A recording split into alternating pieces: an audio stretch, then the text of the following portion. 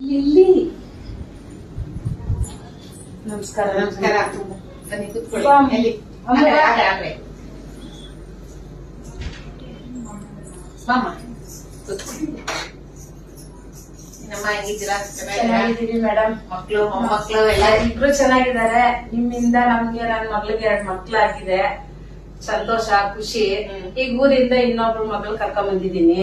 ನಾದ್ನಿ ಮಗಳು. ಅವಳಿಗೂ ಟ್ರೀಟ್ಮೆಂಟ್ ಮಾಡಿ ನಿಮ್ ಕೈ ಋಣ ನಮ್ಗಾಗ್ಲಿ, ಒಳ್ಳೇದಾಗ್ಲಿ. ನೋಡಿ. ಏನಮ್ಮ ಹೆಸರು? ಸಂಗೀತ.